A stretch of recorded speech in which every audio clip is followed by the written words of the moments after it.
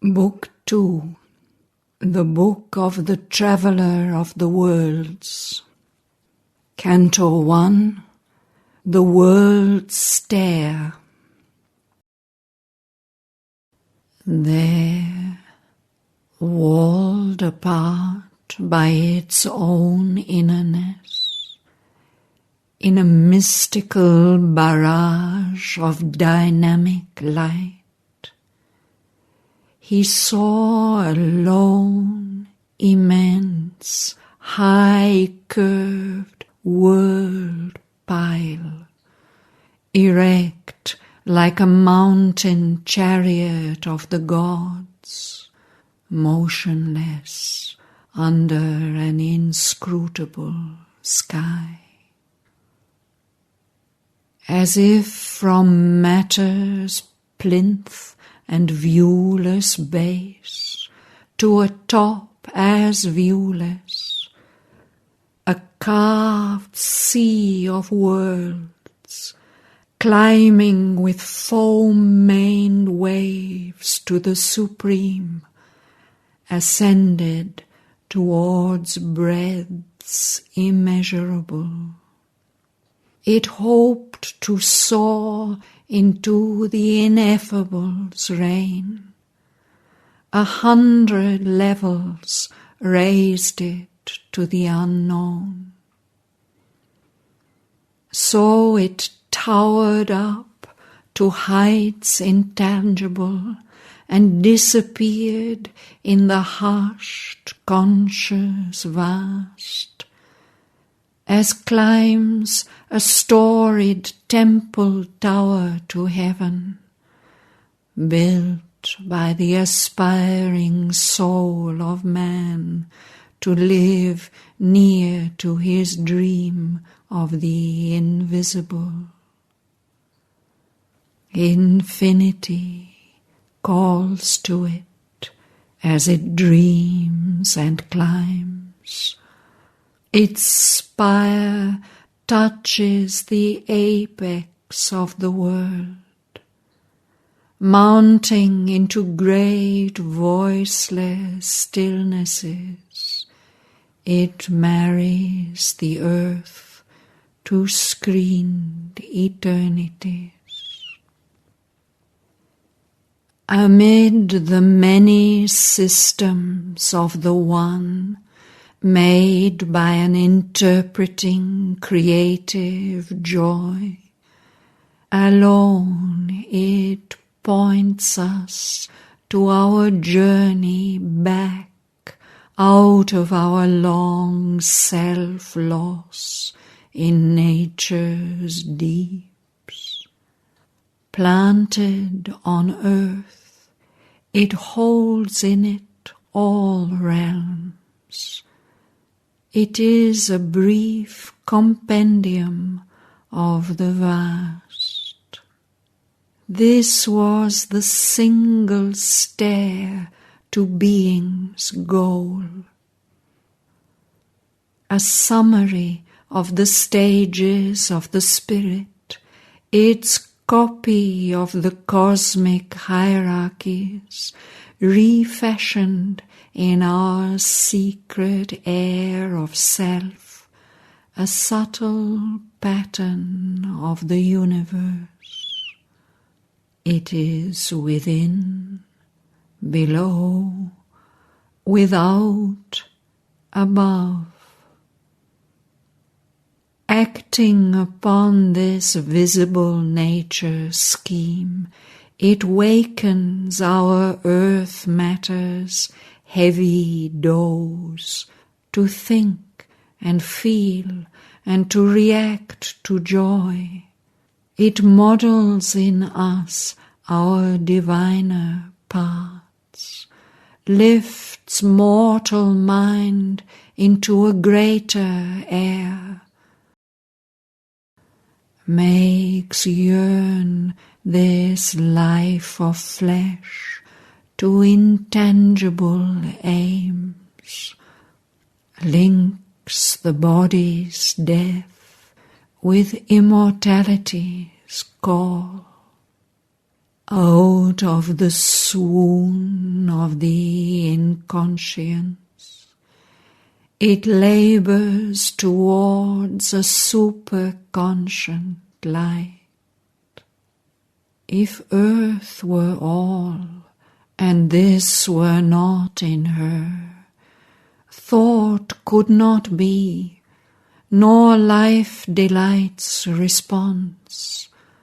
Only material forms could then be her guests, driven by an inanimate world force. Earth, by this golden superfluity, bore thinking man, and more than man shall bear.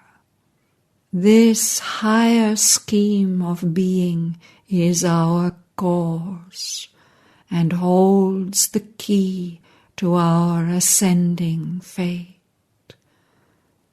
It calls out of our dense mortality the conscious spirit nursed in matter's house.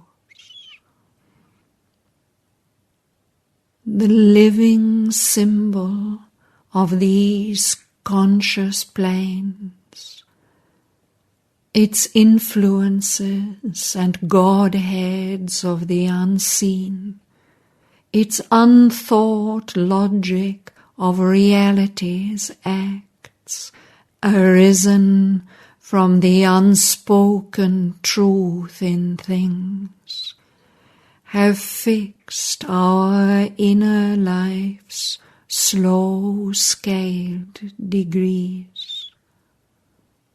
Its steps are paces of the soul's return from the deep adventure of material birth, a ladder of delivering ascent, and rungs that nature climbs to deity. Once, in the vigil of a deathless gaze, these grades had marked her giant downward plunge, the wide and prone leap of a Godhead's fall. Our life is a holocaust of the Supreme. The great World Mother, by her sacrifice, has made her soul the body of our state. Accepting sorrow and unconsciousness, divinity's lapse from its own splendors wove the many-patterned ground of all we are. An idol of self is our mortality. Our earth is a fragment and a residue. Her power is packed with the stuff of greater worlds, and steeped in their colour lustres, dimmed by her drowse. An atavism of higher births is hers. Her sleep is stirred by their buried memories, recalling the lost spheres from which they fell. Unsatisfied forces in her bosom move. They are partners of her greater growing fate and her return to immortality. They consent to share her doom of birth and death. They kindle partial gleams of the all, and drive her blind, laborious spirit to compose a meagre image of the mighty whole. The calm and luminous intimacy within approves her work and guides the unseeing power. His vast design accepts a puny start, an attempt, a drawing half done is the world's life. Its lines doubt their concealed significance. Its curves join not their high intended close. Yet some first image of greatness trembles there. And when the ambiguous crowded parts have met the many-toned unity to which they moved, the artist's joy shall laugh at reason's rules. The divine intention suddenly shall be seen, the end vindicate intuition's sure technique. A graph shall be of many meeting worlds, a cube and union crystal of the gods. A mind shall think behind nature's mindless mask, a conscious vast fill the old dumb brute space.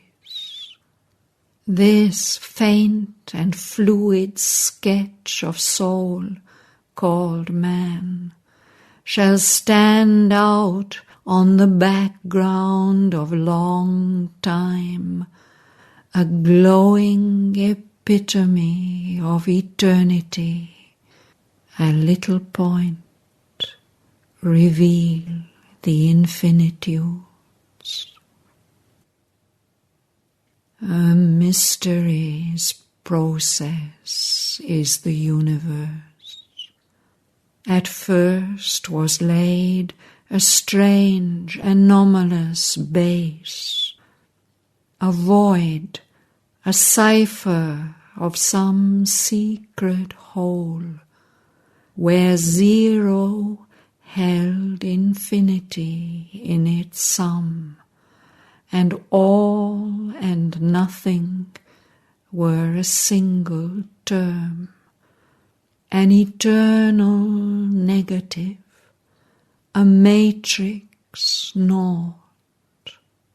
Into its forms the child is ever born, who lives forever in the vasts of God. A slow reversal's movement then took place. A gas belched out from some invisible fire. Of its dense rings were formed these million stars. Upon earth's newborn soil God's tread was heard.